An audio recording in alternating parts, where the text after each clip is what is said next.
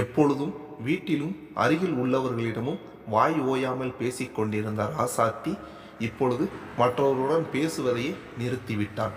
தன் வீட்டு முற்றத்தில் உட்கார்ந்து விட்டத்தையே வெறித்து பார்த்து கொண்டிருந்த அம்மாவை பார்த்த குமரேசனுக்கு எப்படி இருந்த வீடு இப்போ இப்படி களை இழந்து போய்விட்டதே என்று எண்ணியபடி அம்மா என்று அழைத்தான். என்னையா என்று ராசாத்தி சுரத்தே இல்லாமல் கேட்டதும், இன்னைக்கு நாத்து நடவு செய்யணும், எப்பவுமே அவதான், அழகியேத்தான் அவள் என்று பேரை கூட சொல்லாமல் குறிப்பிட்டான். முதலில் நடவை சாமி கும்பிட்டு ஆரம்பிப்பாள், இப்போதான் இனி அவ இல்லேன்னு ஆகிடுச்சே, நீங்க வந்து ஆரம்பிச்சு வைங்க என்றான். நான் இருக்குறியா, வாணிய கூப்பிட்டு போய் ஆரம்பி, அங்கே வந்தால் மற்றவங்க வாய் சும்மா இருக்குமா, இப்படி வெளியே தலை காட்ட விட முடியாமல் ஆயிடுச்சே, ஏன் மவளா இப்படி செஞ்சுட்டா, என்னால் இன்னும் நம்ப முடியலையே என்று சொல்லிக்கொண்டு இருக்கும்போது வெளியில் வாணி யாரையோ வாங்க பெரியப்பா என்று அழைக்கும் சத்தம் கேட்டது. வந்தவர் அத்தை வீட்டில் இருக்காளா என்று கேட்டதும், உள்ளதான் அத்தையும் அவரும் இருக்காங்க, உட்காருங்க கூப்பிடுறேன் என்று கூறிக்கொண்டு இருக்கும் போதே சண்முகம் அண்ணன் சத்தம் மாதிரி கேட்குதே என்று ராசாத்தியும் அவர்தாமா என்று குமரேசனும் சொன்னபடி இருவரும் வீட்டின் முன்கட்டுக்கு வந்தனர். வாங்கண்ணே என்று ராசாத்தியும் வாங்க மாமா என்று குமரேசனும் கூறினர். வாணி வந்தவருக்கு பருக காப்பி கொண்டு வர உள்ளே சென்றான். என்ன தங்கச்சி இப்படி வாடி போய் இருக்கிற? ஓ, மவளை நினச்சி நீ வசனப்பட வேண்டாம் தாயி, நான் அவளை பற்றி தான் பேச வந்தேன் என்றான். அவர் கூறிய மறு நிமிஷமே குமரேசன், மாமா அவளை பற்றி பேச என்ன இருக்குது, அதுதான் ஊருக்குள்ளே எங்களை தலை நிமிர்ந்து நடக்க முடியாதவாறு செஞ்சுட்டாளே என்று கூறினான். மருமகனே, அதுக்காக கூட பிறந்தவளை அப்படியே விட்டுட முடியுமா? அழகுநிலா ஒன்றும் ஏப்ப சாப்பையான பையனை விரும்பலை, பெரிய பெரிய கட்டடம் கட்டி கோடிக்கணக்கான வருமானம் செய்யும் ஆளைத்தான் விரும்பி இருக்கிறான். அந்த பையனை பெற்றவங்களே தேடி வந்து முறையாக பேசணும்னு நினைக்கும் போது நாமும் கொஞ்சம் இறங்கி தான் போகணும். முறையாக கல்யாணம் ஆகாமல் நம்ம வீட்டு பிள்ளைய அவங்க வீட்டில் எப்படி விட்டு வைக்கிறது? அதுவும் அவங்க பெரிய இடம், நம்ம நினச்சி பார்க்க முடியாத உயரத்தில் இருக்கிறவங்க, அவங்க வந்து நம்மக்கிட்ட இந்த அளவு இறங்கி பேசணும்னு அவசியமே இல்லை. அந்த பையனோட அம்மாவுக்கு உடலுக்கு முடியாமல் நேற்று ஆஸ்பத்திரியில் சேர்த்துருக்காங்களாம். அந்த அம்மா உடனே மகனை கல்யாண கோலத்தில் நம்ம அழகுநிலா கூட பார்க்கணும்னு ஆசைப்படுவதால் உடனே நம்ம வீட்டில் பேசி முறையாக கல்யாணம் செய்யணும்னு நினைக்கிறார்கள். இந்த நிலையிலும் நம்ம பொண்ணு அவங்க வீட்டில் இருந்தும் நம்ம சம்மதத்தோட கல்யாணம் பண்ணணும் என்று நினைக்கிறாங்கல்ல, அதுதான் பெரிய மனசுத்தனம். நாமும் நம்ம புள்ள நம்ம கேட்காம தப்பு பண்ணுச்சுன்னு பிடிவாதம் பிடிக்காம சரின்னு சொல்கிறது தான் நல்லதுன்னு நினைக்கிறேன். நீ என்ன நினைக்கிற ராசாத்தி என்று கேட்டார் அவரிடம். ராசாத்தியின் பெரியப்பா பையன்தான் இந்த சண்முகம் என்பவர்.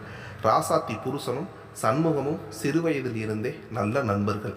இந்த ஊருக்கு அழகுநிலாவின் அம்மா ராசாத்தி கல்யாணம் முடிந்து வந்ததுமே கணவரின் நண்பரும் தன் அண்ணனுமான சண்முகத்துடனான குடும்பத்துடன் நெருக்கமாக பழகி வந்தனர்.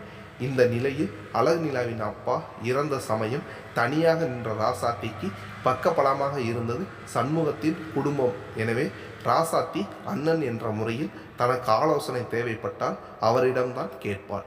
தங்களின் நலனில் அக்கறையுள்ள சண்முகம் அண்ணனே இவ்வாறு சொன்னதும், நீங்கள் சொன்னால் சரியாகத்தான் அண்ணே இருக்கும் என்று ராசாத்தி சொல்லி கொண்டு இருக்கும் போதே அவரின் மொபைல் சத்தம் எழுப்பியது. எடுத்து காதில் வைத்தவர், அப்படியாங்க ஐயா, அதெல்லாம் ஒன்றும் பிரச்சனை இல்லை, தங்கச்சி ஒத்திக்கிடுச்சு, இப்போவா வருகிறார், நீங்களும் கூட வரீங்களா, வாங்க வாங்க, நல்ல விஷயத்தை தள்ளி போட வேண்டாம் என்று மரியாதையாக எதிரில் இருப்பவரிடம் பேசிய சண்முகம் போனே வைத்தார். இப்போ பேசுனது யாரு தெரியுமா? நம்ம எம்எல்ஏ தவசி தான். அவர் தான் நேற்று நைட்டு வீட்டுக்கு ஆள் அனுப்பி நம்ம அழகுநிலாவை பற்றி விசாரித்து நம்ம வீட்டை பற்றி கேட்டாங்க. எதுக்கு விசாரிக்கிறாங்க என்று கேட்டபோது தான் எனக்கு விஷயத்தை சொன்னாங்க. நானும் நம்ம புள்ள வாழ்க்கைக்காக பேசுகிறாங்களேன்னு என்ன ஏதுன்னு அவங்கக்கிட்ட விசாரித்தப்போ தான் உங்ககிட்ட பேச சொல்லி என்கிட்ட கேட்டாங்க. அதுதான் விடிஞ்சதும் உன்னை பார்க்க வந்தேன் ராசாத்தி என்றான். இப்போ என்னடானா, எம்எல்ஏ தவசி மாப்பிள்ளை பையனோட அப்பாவை கூட்டி கொண்டு இப்போ இங்கே வருகிறதா சொன்னாங்க. நானும் சரி வாங்கன்னு சொல்லிவிட்டேன். ஏழை குமரேசா, வருகிறவங்க பெரிய இடம், எனவே நல்லபடி கவனித்து அனுப்பணும், இன்னும் போனதை நினச்சிக்கிட்டு மசன்னு நிற்கக்கூடாது என்று சொன்னார். அதன் பின் வருகின்றவர்களை வரவேற்க தயாரானார்கள் அழகுநிலாவின் வீட்டார். சரியாக அரை மணி நேரத்திலேயே அழகு நிலாவின் வீட்டு வாசலில் வரிசை கட்டி கொண்டு 5 கார்கள் வந்து நின்றன. முதலில் வந்து நின்ற வெள்ளை BMW காரிலிருந்து வேலாயுதமும் எம்எல்ஏ தவசியும் இறங்கினர். அடுத்த காரில் எம்எல்ஏவின் மனைவி மற்றும் மருமகன் எல்லோரும் குடும்பமாக இறங்கினர்.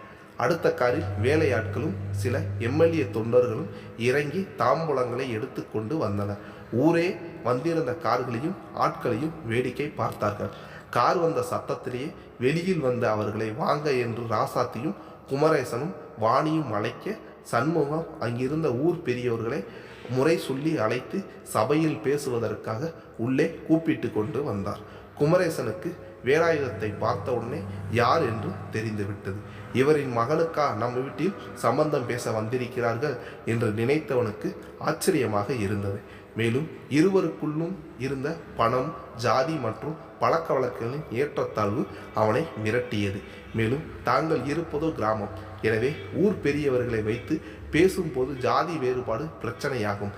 தன் அம்மாவாலேயே அதை ஏற்றுக்கொள்ள முடியுமோ என்னவோ என்ற கவலையும் பிரச்சனையாகாமல் பேச்சுவார்த்தை முடிக்க வேண்டும் என முடிவெடுத்தான். ஆனால் ராசாத்தியோ எதுவோ தீர்மானம் எடுத்துவிட்ட தோணியில் இருந்தார். முதலில் எம்எல்ஏ தவசிதான் ராசாத்தியிடம், அம்மா, இவர்தான் மாப்பிள்ளையோட அப்பா வேலாயுதம். இவருடைய மகன் ஆதித்தராஜ் சென்னையில் கன்ஸ்ட்ரக்ஷன் கம்பெனி வைத்து நடத்திக்கிட்டு இருக்காரு. மாப்பிள்ளை பையனோட அம்மாவுக்கு உடலுக்கு முடியாமல் ஹாஸ்பிட்டலில் சேர்த்து இருக்கிறார்கள். அவங்க தனது மகனை கல்யாண கோலத்தில் பார்க்கணும் என்று ஆசைப்படுகிறார்கள். அதனால் உங்கள் பொண்ணு கூட உங்கள் சம்மதத்தோட நாளைக்கு கல்யாணம் சென்னையில் சிம்பிளாக செய்ய நினைக்கிறோம். நீங்கள் சம்மதிச்சா சந்தோஷப்படுவோம் என்றார். அவர் கூறியதும் ராசாத்தி பதில் கூறுவதற்குள் அந்த ஊரின் பெரியவர், இவர் வேலாயுதம் தானே, கோயம்புத்தூரில் பெரிய ஆளுன்னு கேள்விப்பட்டிருக்கோம். ஆனால் அவங்க வேறு இனம், நாம் வேறு இனம், எப்படிங்க கல்யாணத்துக்கு இங்கே பேச வந்தீங்க என்று அவர் கூறிய மறுநிமிடம் ராசாத்தி, சித்தப்பு, இதில் அவங்க தப்பு மட்டும் இல்லை, நான் பெத்த மவள் மேலேயும் தப்பு இருக்குது. அதனால் அவங்க கோவச்சு அர்த்தம் இல்லை. என் புருஷன் கடைசி நிமிஷத்தில் என்கிட்ட சொன்னது, நான் இல்லாட்டியும் பிள்ளைகளை நல்லபடி வளர்த்து நீ தைரியமாக நின்று கரை ஏற்றிடணும், மூளையில் உட்கார்ந்து பிள்ளைகளை தவிக்க விட்டுடக்கூடாதுன்னு கேட்டுக்கிட்டாரு. இத்தனை நாள் என் பிள்ளைங்க 2 பேரையும் நான் நல்லபடி வளர்த்துருக்கேன்னு நினைத்தேன். ஆனால் என் மவள் இப்படி செய்வான்னு நான் நினைத்து பார்க்கவில்லை. அவள் அப்படி செஞ்சிட்டா என்பதுக்காக என் புருஷனுக்கு நான் செஞ்சு கொடுத்த வாக்குறுதியை மறந்து என்னை மீறி போனவ எப்படியும் போகட்டும் என்று விட முடியாது. முன்னால் என் மவளுக்கு ஆசையாக பார்த்து பார்த்து கல்யாணம் செய்யணும்னு நினச்சேன் நான். இப்போது அவள் செஞ்ச காரியத்தினால கடமைக்காக அவளை தாரை வார்த்து கொடுத்துட்டு வந்துடுறேன். அத்தோட அவள் பிரச்சனையை முடிச்சுக்கலாம், மேற்கொண்டு நடக்க வேண்டியதை பார்ப்போம் என்ற ராசாத்தி. வேலாயுதத்தை பார்த்து ராசாத்தி, நீங்கள் எப்போ எங்கே கல்யாணம் என்று சொல்லுங்கள், நான் வந்து செய்கிற முறை செய்துட்டு வந்துடுறேன் என்றார். அவர் அவ்வாறு கூறியதும் வேலாயுதமும் அவரிடம், நீங்கள் இந்த அளவு சம்மதித்ததே எனக்கு சந்தோஷம். ஒன்றை மட்டும் நான் சொல்லிக்கொள்கிறேன், உங்கள் பொண்ணு உங்களை மீறி என் பையன் மேலே விருப்பப்பட்டாள் என்று நீங்கள் கோபமாக இருப்பது எனக்கு புரியுது. ஆனால் ஒன்றை மட்டும் நீங்கள் புரிஞ்சுக்கிடணும் சம்பந்தியம்மா, உங்கள் பொண்ணு அழகு நிலா உங்களை மீறி இந்த கல்யாணத்திற்கு சரி சொல்லும் சூழ்நிலை காலத்தில் கட்டாயத்தில் அவளுக்கு ஏற்பட்டது. இதில் அவளின் மேல் நீங்கள் கோபம் கொள்ள வேண்டாம் என்றவர் கண் அசைவில் தாம்பழத்தட்டை கொண்டு வர செய்தவர், அப்போ கல்யாணத்திற்கு சபையின் முன்னால் சம்மதம் கொடுப்பதற்காக இந்த தாம்பழத்தை வாங்கிக்கோங்க என்றார் அவர்களிடம். உடனே ராசாத்தி, குமரேசா, உன் பொண்டாட்டி கூட சேர்ந்து தட்டை வாங்கிக்கோ என்றார். அத்தாம்பழத்தில் அன்று இரவு மதுரையில் இருந்து சென்னை செல்வதற்கான 3 ஏர் டிக்கெட் இருந்த கவர் இருந்தது. அதை குமரேசன் வாணியுடன் வாங்கியதும் அதன் மேல் இருந்த கவரை யோசனையுடன் பார்த்த குமரேசனிடம், தம்பி, அதில் 3 ஃப்ளைட் டிக்கெட் இருக்குது. உடனே கல்யாணம் முடிக்க வேண்டி இருப்பதால் வரும்போது உங்கள் வீட்டில் உள்ள 3 பேருக்கும் டிக்கெட் எடுத்துட்டு வந்துட்டேன். என் ஜானகி மகனை கல்யாண கோலத்தில் பார்த்த சந்தோஷத்தில் நல்லபடி எழுந்து வந்தால் இந்த மாதத்தின் கடைசியில் ஊர் அடைக்க எல்லோரையும் கூப்பிட்டு ரிசப்ஷன் வச்சிடலாம். இப்போது மறுக்காமல் டிக்கெட்டை வாங்கி கொண்டு நைட் சென்னைக்கு வந்துடுங்க என்று கோரிக்கை வைத்தார். அங்கு வந்ததில் இருந்து முருகன் ஆதித் கேட்டுக்கொண்டதின்படி அங்கு நடந்த பேச்சுவார்த்தை முழுவதும் தனது மொபைலில் வீடியோ எடுத்து ஆதித்திற்கு அனுப்பி வைத்தான்.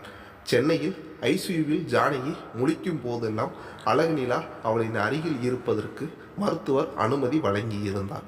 மேலும் மருத்துவர் ஆதித் மற்றும் அழகுநிலாவிடம் ஜானகியின் மனதிலும் வாழணும் என்ற எண்ணத்தை விதைக்கச் சொல்லியிருந்தார். அவர் கூறினார், ஆதித், நாங்கள் என்னதான் ட்ரீட்மெண்ட் கொடுத்தாலும் பேஷண்ட்டுக்கும் பிழைத்து எழணும் என்ற எண்ணம் இருந்தால்தான் ட்ரீட்மெண்ட் சக்ஸஸ் ஆகும். ஆனால் அவங்க உங்கள் கல்யாணத்தை பார்க்குற வரை தான் உயிரோடு இருந்தால் போதும் என்று கூறிக்கொண்டே இருக்கிறாங்க. நீங்கள் தான் உங்கள் கூட அவங்க நீண்ட நாள் வாழணும் என்ற எண்ணத்தை அவங்க மனசில் விதைங்க. பாசமான உங்கள் கவனிப்பு கூட அவங்களுக்கு மருந்தாகலாம் என்று சொல்லியிருந்தார். எனவே அழகுநிலா ஜானகி கண் முழிக்கும் நேரமெல்லாம் அவளின் அருகில் இருந்து பேசிக்கொண்டே இருந்தாள். அத்தை என்று ஜானகியை கூப்பிட ஆரம்பித்து இருந்தார். மேலும் ஜானகியிடம், அத்தை, கல்யாணத்திற்கு பிறகு நீங்கள் எனக்கு அவருக்கு பிடிச்ச சாப்பாட்டை பக்கத்தில் இருந்து செய்ய கற்றுத்தரணும் என்றும், மேலும் ஆதித் வேலைக்கு போனதும் நாம் ஒன்றா கோவில் ஷாப்பிங் போகணும், வீக்கெண்டு சாயங்காலம் நாம் ஃபேமிலியாக பீச்சுக்கு போகணும், அப்புறம் எனக்கு நீங்கள் தான் தலைக்கு குளிக்கும் முன் தலையில் நல்லெண்ணெய் விட்டு மசாஜ் செய்யணும், அப்புறம் நான் இந்த உங்கள் அழகான கைகளில் தான் மெஹந்தி போட கற்றுக்கணும். நீங்கள் மதுரையில் தானே பிறந்ததாக சொன்னீங்க, மீனாட்சி அம்மன் கோவில், அழகர் கோவில் எல்லாம் முன்னாடி நீங்கள் போனது தானே, நான் கல்யாணத்திற்கு பிறகு உங்களை திரும்ப அங்கெல்லாம் கூட்டி போகிறேன் என்பது போன்ற ஜானகியுடான அவர்களின் வாழ்க்கையை பற்றியே அழகுநிலா அவளிடம் பேசிக்கொண்டிருந்தார். முதலில் அழகுநிலாவின் பேச்சை தன் மருமகள் என்று எண்ணத்துடன் மட்டும் கேட்டுக்கொண்டிருந்த ஜானகி திரும்ப திரும்ப அழகுநிலா கூட வாழும் வாழ்க்கையை பற்றி ஆசையூட்ட அவளுக்குமே அவர்களுடன் சேர்ந்து வாழ்ந்து பார்க்கணும் என்ற ஆசை பிறந்தது. இதுவரை உறவுகள் அனைவரையும் ஒதுங்கி தன் மகனும் தன்னை ஒதுக்கி கணவனும் மாதத்தில் சில நாள் மட்டும் வாழ்ந்து மற்ற நாள் தனிமையிலே இருந்த ஜானகிக்கு அழகுநிலாவின் இந்த கலகலப்பான சுவாபமும் தன்னை சுற்றி அவள் பின்னும் அழகான வாழ்க்கையும் வாழ்ந்து பார்த்து தனது இத்தனை நாள் தனிமைக்கு ஈடுகட்ட வேண்டும், அதற்கு தான் எழுந்து கொள்ள வேண்டும் என்ற எண்ணம் ஏற்பட்டது. அழகுநிலா ஜானகி விழித்திருக்கும் நேரம் போக மற்ற நேரம் வேலாயுதம் தன் வீட்டிற்கு போவதாக சொன்னதையே நினைத்து கொண்டிருந்தாள். தன் வீட்டில் யாரும் வேலாயுதம் வருத்தப்படுமாறு பேசிவிடக்கூடாது என்று கடவுளுக்கு வேண்டுதலும் ஜானகிக்காக தன் வீட்டில் இந்த கல்யாணத்திற்கு எப்படியும் சம்மதம் கிடைத்து விட வேண்டும், மேலும் தன்னையும் அவர்கள் ஏற்றுக்கொள்ள வேண்டும் என கடவுளிடம் மனு போட்டபடி இருந்தார். அங்கு இருந்த ஆதித்துக்கு அவளின் தவிப்பு தெளிவாக தெரிந்தது. அவனுமே அழகுநிலா வீட்டில் சுமூகமாக எல்லாம் நடக்க வேண்டும் என நினைத்து கொண்டிருந்தான். அன்று இரவு ஐசியூவில் ஜானகி இருந்ததால் அங்கு ஹாஸ்பிட்டலிலே இருந்த விஐபி ரூம் ஒன்றில் அழகுநிலாவும் ஆதித்துக்கும் தங்கி இருக்க வேண்டிய சூழ்நிலை உருவானது. அழகிக்கு ஆதித்திடம் கேட்க ஏகப்பட்ட கேள்விகள் மனதில் இருந்தது. ஆனால் கேட்பதற்கும் தயக்கமாக இருந்தது. கல்யாணத்திற்கு அவள் ஒத்துக்கொண்டது ஜானகியின் உடல்நிலை மற்றும் தன் சூழ்நிலையில்தான். அதேபோல் ஆதித்தும் சூழ்நிலையின் காரணமாகவே தன்னை மணக்க சம்மதித்து இருப்பதாக அவள் எண்ணினாள். அவனுக்கு தான் பொருத்தமில்லாதவள். அவன் அந்தஸ்துக்கும் அவளின் நிலைக்கும் உள்ள வித்தியாசம் அவளை மிரட்டியது. மேலும் வர்ஷாவின் ஆடம்பரமும் மாடனான தோற்றமும் கண்முன்னே தோன்றியது. அவளை மறந்து தன்னுடன் ஆதித் இணைய நினைப்பது தன்மேல் உள்ள காதலால் அல்ல என்றும் பரிதாபத்தாலும் ஜானகியின் விருப்பத்திற்காகவும் என நினைத்தவன் ஆதித்தை விட்டு இங்கு இருக்கும் சூழ்நிலை சரியானதும் விலகி விடுவதே அவனுக்கு தான் செய்யும் நன்மை என முடிவெடுத்தான். ஆதித் அழகுநிலா எதுவோ யோசனையுடன் வருவதை பார்த்தவன் ரூமிற்குள் வந்ததும் தனது சட்டை களைந்து அங்கிருந்த கபோர்டை திறந்து ஹேங்கரில் மாட்டிக்கொண்டே அழகுநிலாவிடம், அம்மாவை நாங்கள் ஹாஸ்பிட்டல் கொண்டு வந்ததுக்கு இப்போ பார்க்கும்போது பெட்டராக இருக்காங்க அழகி, அது ஒன்னால் தான், ரொம்ப தேங்க்ஸ் அழகி என்றான். அவன் அவ்வாறு கூறியதும், நான் பெருசாக எதுவும் பண்ணலை, ஆனால் அவங்களுக்கு வாழணும் என்ற ஆசையை டாக்டர் கொடுக்க சொன்னதைத்தான் நான் செஞ்சேன். கண்டிப்பாக அத்தை நல்லபடி வீட்டிற்கு வருவாங்க, நீங்கள் கவலைப்படாதீங்க என்ற அழகுநிலா. எப்படி அத்தைக்கு இப்படி ஆச்சு? மாமா வேறு மாதேஷ் மேல் கோபமாகவும் அவரால் தான் அத்தையை அட்மிட் செய்கிறபடி ஆகிடுச்சுன்னு சொல்கிறாங்க. அப்படி என்னதான் ஆச்சு? மாதேஷுக்கும் உங்களுக்கும் என்ன சம்பந்தம் என்று கேட்டாள். அவள் கேட்டதும் அவள் அமர்ந்திருந்த சோபாவில் அவளின் அருகில் அமர்ந்தவன், எனக்கும் மாதேஷுக்கும் என்ன சம்பந்தம்னு நான் சொல்கிறேன். அவன்தான் என் அப்பாவின் முதல் மனைவியோட மகன். என் அம்மா அவனை அதனால் என் அண்ணன்னு சொல்லுவாங்க. எனக்கு இப்படி ஒரு அண்ணன் இருந்தது எனக்கு எப்போ தெரிஞ்சது தெரியுமா? அது தெரிஞ்ச சூழ்நிலை பற்றி உனக்கு தெரியுமா? அதனால் என் வாழ்க்கையே மாறி போனது உனக்கு தெரியுமா அழகி? எப்பொழுதும் ஒரு மகனுக்கு தன் அப்பா தான் ஹீரோ. ரோல் மாடல், அதுவும் 8ஆம் வகுப்பு படிக்கும் ஒரு பையனிடம் திடீர்னு உன் அப்பாவிற்கு உன் அம்மா வைப்பாட்டி, நீ வைப்பாட்டியின் மகன் என்று கூறினான். அதுவும் ஸ்கூலில் மற்ற பசங்க முன்னாடி சொன்னால் அந்த பையனுக்கு எப்படி இருக்கும் யோசித்துப்பா என்றவன். அந்த மாதிரி நின்ற பையன் நான் தான் என்றவன். சிறு வயதில் அவனுக்கு ஸ்கூலில் மாதேஷ் மற்றும் அவனது பாட்டியின் மூலம் ஏற்பட்ட அவமானம். அதனால் அவன் தன் அம்மாவை அப்பாவை விட்டு வர சொல்லி கூறியது. அவர்கள் வர மறுத்ததால் தனது அம்மாவுடனும் அப்பாவுடனும் அன்றிலிருந்து பேசாமல் நிறுத்தியது. தன் அம்மாவுடன் சென்னை வந்தது அனைத்தையும் கூறினான். அழகு நிலாவிற்கு ஆதித்தின் அன்றைய அவமானம் இன்றும் அவனை பாதிப்பதை உணர்ந்தவள் அவனின் கவலையைக் கண்டு பொறுக்க முடியாமல் அவனின் கையை தனது கைகளுக்குள் தானே எடுத்து சிறைப்படுத்தி கொண்டவள். இதில் உங்களின் தப்பு எதுவும் இல்லை. பெத்தவங்க செஞ்ச தவறுக்கு பிள்ளைகளை சிலுவை சுமக்க வைப்பதே இந்த சமுதாயத்தின் பழக்கமாயிடுச்சு. அந்த வயசுலேயே நீங்கள் உங்கள் பெற்றோர்களின் தப்பை ஏற்றுக்காம அவங்க கூட பேசாமல் வருஷ கணக்காக தண்டனையே கொடுத்துருக்கீங்க ஆதித். நீங்கள் நியாயவாதி ஆதித் என்றாள் அழகு நிலா. அவள் அவ்வாறு கூறியதும், இல்லை அழகு நிலா, ஒரு குற்றம் நடந்திருக்குன்னா அதற்கு தண்டனை கொடுப்பதற்கு முன் குற்றவாளியாக நிற்பவர்களுக்கு தாங்கள் ஏன் அந்த குற்றத்தை செய்தார்கள் என்று விளக்கம் சொல்ல சந்தர்ப்பம் தரணும். ஆனால் அந்த சந்தர்ப்பத்தை நான் என் அம்மாவிற்கு தரல அழகி. நான் தப்பே செய்யாமல் என்னை ஸ்கூலில் வைத்து கேவலப்படுத்தினார்கள். கோபத்தில் என் அம்மாவிடம் 14 வருடம் பேசாமல் இருந்து தண்டனை கொடுத்தேனே. ஆனால் அவங்க மேலே தப்பில்லைன்னு எனக்கு தெரிய வந்தப்போ நானும் அவங்களின் மற்ற உறவுகள் மாதிரி அவங்கள காயம் செய்திருக்கிறேன் என்று எனக்கு எப்போ தெரிய வந்துச்சுன்னா என்றவன் எந்த சூழ்நிலையில் தனக்கு அந்த விளக்கம் கிடைத்தது என சொல்ல ஆரம்பித்தான் ஆதித். ஆதித்துக்கு தனது கல்லூரியில் கேம்பஸ் இன்டர்வியூவில் நல்ல சம்பளத்தில் வேலை கிடைத்தது. ஆனால் அவனுக்கு சொந்தமாக தொழில் தொடங்குவதில் ஆர்வம் அதிகமாக இருந்தது. ஆனால் அதற்கு முதலீடு தேவைப்பட்டது.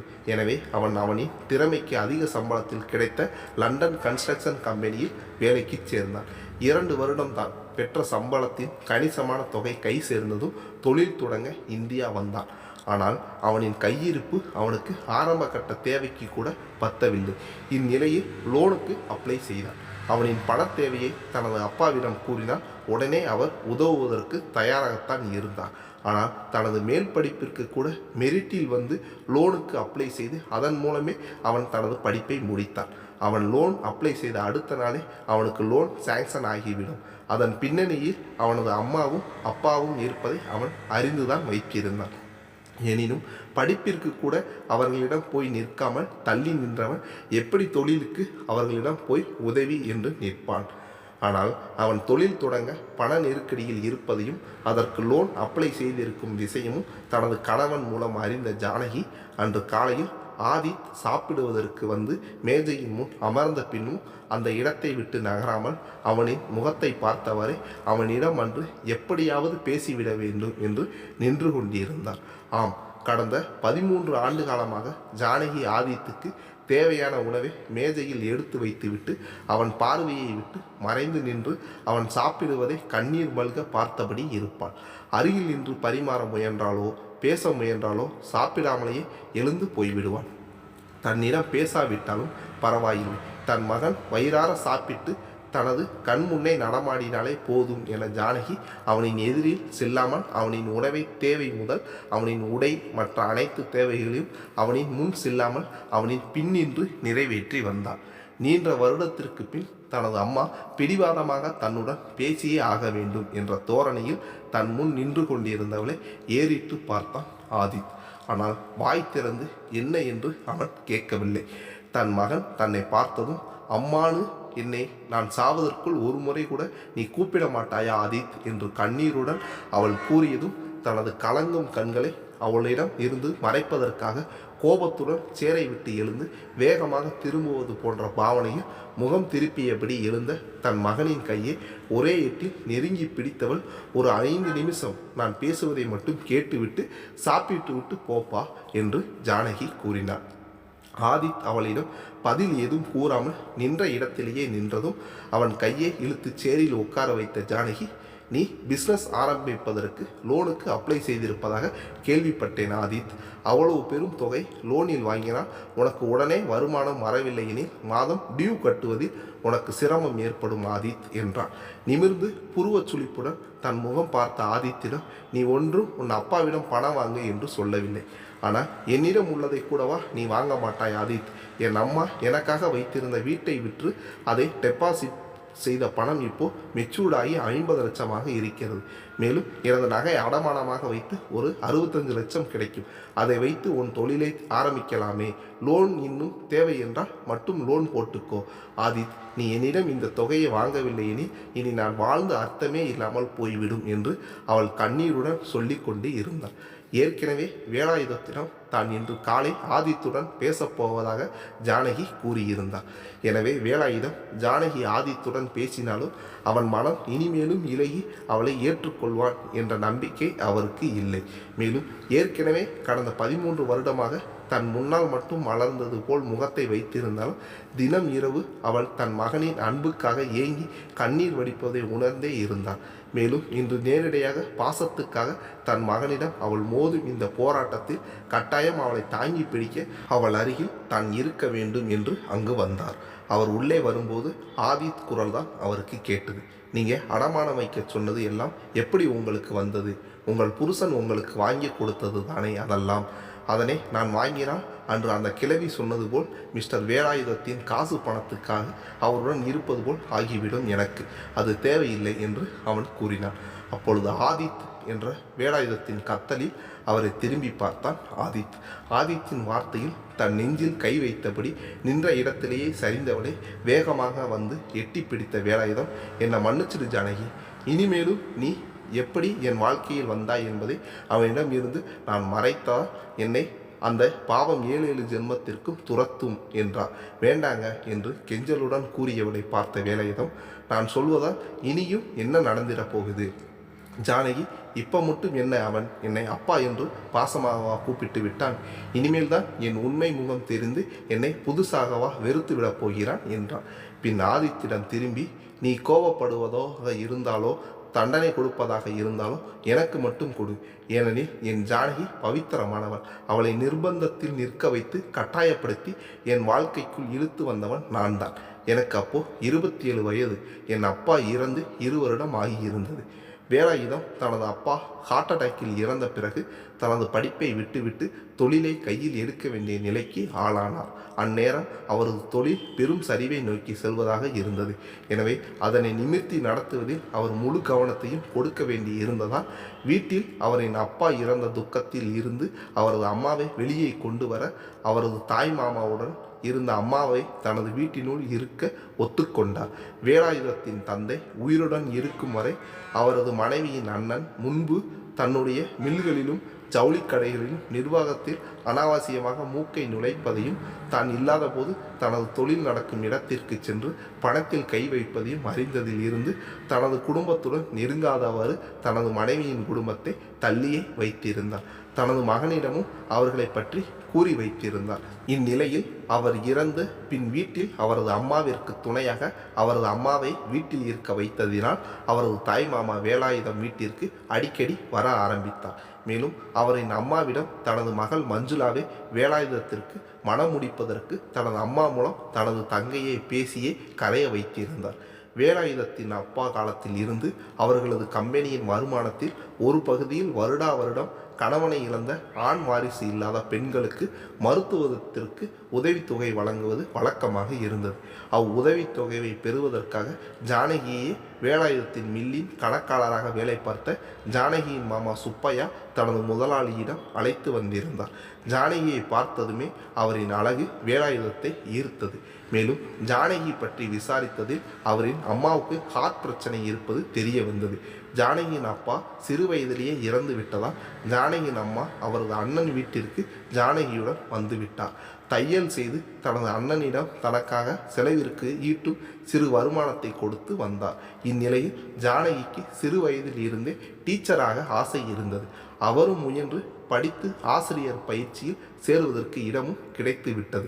இந்நிலையில் அவரது அம்மாவுக்கு உடல்நிலை சரியில்லாமல் போனதால் மருத்துவ செலவு அதிகரித்தது. எனவே ஜானகி தனது படிப்பை நிறுத்தி தனது அம்மா செய்த தையல் வேலையை கையில் எடுக்க நினைத்தான்.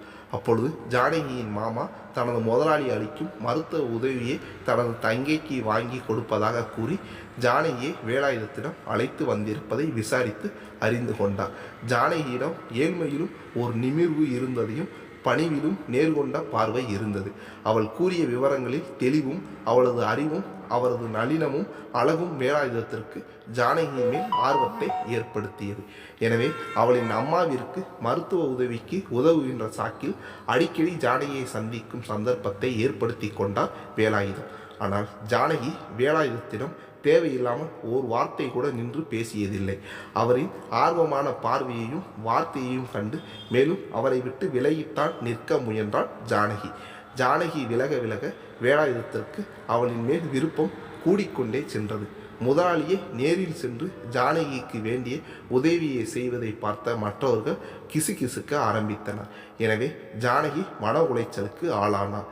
இந்நிலையில் வேலாயுதத்தின் தாய் மாமாவிற்கு ஜானகிக்கும் வேலாயுதத்திற்கும் இடையில் உள்ள கிசுகிசுப்பு காதிற்கு சென்றதால் தனது தங்கையிடம் ஜானகியை பற்றி தவறாக கூறி ஜானகி மோசமானவள், வேலாயுதத்தை வளைக்க பார்க்கிறாள் என்று கூறி வேலாயுதத்தை ஜானகியிடம் இருந்து மீட்க வேண்டுமானால் அவருக்கு உடனே கல்யாணம் முடிக்க வேண்டும் என கூறி வேலாயுதத்தின் அம்மாவை உரமேற்றி வைத்தார். எனவே வேலாயுதத்தின் அம்மா தனது மகனை தனது அண்ணன் மகள் மஞ்சுளாவை கல்யாணம் செய்ய சொல்லி வற்புறுத்த ஆரம்பித்தார். ஆனால் வேலாயுதம் தனது அம்மாவிடம் தனக்கு மஞ்சுளாவை கல்யாணம் செய்வதில் இஷ்டம் இல்லை என கூறிவிட்டார். மஞ்சுளா அழகானவளாக இருந்தாலும் அவள் அழகானவள் என்ற செருக்கு இருந்தது. வேலாயுதம் கண்டிப்பாக தனது அழகுக்கு மயங்கி தன்னை திருமணம் செய்து கொள்வார் என்ற நம்பிக்கை இருந்தது. இந்நிலையில் அவர் தன்னை திருமணம் செய்ய மாட்டேன் என்று மறுத்தது அவருக்கு பெரும் அவமானமாகப்பட்டது. என்னை வேண்டாம் என்று எப்படி ஒருவன் சொல்லலாம் என்ற கோபம் ஏற்பட்டது. அதற்கு காரணமான ஜானகியின் மீது வன்மம் பிறந்தது. எனவே ஜானகியை நேரில் சந்தித்த மஞ்சுளா, எனக்கும் என் மாமா வேலாயுதத்திற்கு கல்யாணம் பெரியவர்களால் சிறு வயதிலே முடிவு செய்யப்பட்டு விட்டது. இந்நிலையில் நீ எதை காண்பித்து அவரை மயக்கி இப்போ என்னை கல்யாணம் செய்ய மாட்டேன் என்று கூற வைத்தாய் என நாக்கில் நரம்பில்லாமல் பேசி அவரை ரணப்படுத்தினார். எனவே அடுத்து ஜானகியின் அம்மாவிற்கு மருத்துவ உதவிக்கு வந்த வேலாயுதத்தின் உதவியை ஜானகி மறுத்துவிட்டார். ஜானகியை தான் கல்யாணம் செய்ய ஆசைப்படுவதாக கூறிய வேலாயுதத்தின் காதலையும் ஏற்க மாட்டேன் என்று கூறி அவரை தன்னை பார்க்க இனி வரக்கூடாது என்று விரட்டினார். வேலாயுதம் ஜானகி தன்னை மறுப்பாள் என்று நினைத்தே பார்க்கவில்லை. அவளின் மறுப்பு அவரை நிலைகுலைய வைத்தது. இந்நிலையில் மகன் சரியாக சாப்பிடாமல் தூங்காமல் இருப்பதை பார்த்த அவரது அம்மா மகனுக்கு கல்யாணம் செய்து வைத்தால் அவர் சரியாகி விடுவார் என்று நினைத்து அவரை மிரட்டி உருட்டி மஞ்சுளாவுடன் கல்யாண பந்தத்தில் இணைத்தார். கல்யாணத்திற்கு பிறகும் வேலாயுதம் மஞ்சுளாவை நிமிர்ந்தே பார்க்கவில்லை. இதனால் ஆத்திரமடைந்த மஞ்சுளா வேலாயுதத்தை எப்பொழுதும் ஜானகியுடன் சந்தேகப்பட்டே பேச ஆரம்பித்தார். வீட்டிற்கு லேட்டாக வந்தால் ஜானகியை பார்க்க போய் வந்ததாக சண்டை பிடித்தார். தன்னுடன் வாழாமல் அவர் இருப்பதற்கும் அவரின் ஆசையை ஜானகியிடம் போக்கி கொண்டு வந்ததால் தான் தேவையில்லாமல் போய்விட்டதாக கூறினார். அவரின் இந்த கொடும் சொற்களில் இருந்து தற்காத்து கொள்ள கடனே என்று அவருடன் வாழ ஆரம்பித்தார். இந்நிலையில் ஜானகியின் அம்மா மரணம் அடைந்த விஷயத்தை கேள்விப்பட்டார் வேலாயுதம். ஜானகி தன்னுடைய பிடிவாதத்தால் தனது அன்னையை இழந்து விட்டதாக அவரின் மேல் கோபம் கொண்டபடி வீட்டிற்கு வரும்போது மஞ்சுளாவும் ஜானகியின் அம்மா இறந்த விஷயத்தை பற்றி அவளது அம்மாவுடன் பேசிக்கொண்டிருந்தார். அம்மா, அந்த ஜானகியின் அம்மா இறந்துட்டாளாம்.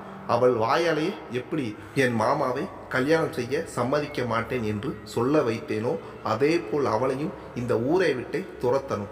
சாப்பாடுக்கே கஷ்டப்பட்டாலும் அவள் அழகு மட்டும் குறையாம இருக்கா. அவளை இந்த ஊரை விட்டு துரத்தினால்தான் எனக்கு நிம்மதி என கூறினாள். அதை கேட்ட மஞ்சுளாவின் தாயார், அடியே மஞ்சுளா, அவளை எப்படி ஊரை விட்டு துரத்துவ, நம்மளால் அது முடியுமா என கேட்டார். அதற்கு மஞ்சுளா, அதற்கான காயை நகர்த்த ஆரம்பிச்சிட்டேன். அந்த ஜானகி அவங்க மாமா வீட்டில் தானே இருக்கிறா. அவன் மாமாவுக்கு ஒரு மகள் இருக்கிறா. அவளுக்கு கல்யாணம் கூடி வந்திருக்கு. நம்ம மில்லில் வேலை பார்ப்பதால் அவர் கம்பெனியில் லோன் போட்டு கடன் பெற முயல்கின்ற விஷயத்தை அப்பா என்கிட்ட சொன்னார். நான் அப்பாட்ட சொல்லி அவருக்கு சும்மாவே பணம் தருகிறேன். ஆனால் அதற்கு கைமாறாக ஏதாவது காரணத்தை சொல்லி ஜானகியை அவர் வீட்டை விட்டு அனுப்பிடணும்னு சொல்ல சொன்னேன். ஆனால் அந்த மனுஷர் முடியாதுன்னு சொல்லிட்டாரு. அதன் பிறகு அவரோட பொண்டாட்டியை நான் கோவிலில் பார்த்து கொஞ்சம் நல்ல மாதிரி வேஷம் போட்டு ஜானகியால் என் புருஷன் என் கூட வாழ மாட்டேன்னு சொல்கிறாரு. நீங்கள் எப்படியாவது அவளை உங்கள் வீட்டை விட்டு அல்லது இந்த ஊரை விட்டு அனுப்பிட்டீங்கன்னா உங்கள் மக கல்யாணத்துக்கு சுளையா ஒரு தொகை கொடுப்பதாக பேரம் பேசினேன். காசை பார்த்ததும் சரின்னு அந்த பொம்பளை சொல்லிடுச்சு என்றார். மஞ்சுளாவின் கொடும் வார்த்தைகளை அறிந்தவர் வேலாயுதம் எப்படியெல்லாம் ஜானகியை நோகடித்து தன்னை மறுக்கும்படி சொல்ல வைத்தாளோ என்று ஜானகிக்காக வருந்த ஆரம்பித்தார். மறுநாள் ஜானகியை நேரில் சந்தித்து அவள் அம்மா இறந்த துக்கம் விசாரித்து அவளை மஞ்சுளா அணுகாதவாறு வேறு ஏதாவது பாதுகாப்பான இடத்தை அவளுக்கு அடையாளம் காண்பித்து அனுப்ப வேண்டும் என முடிவெடுத்தார்.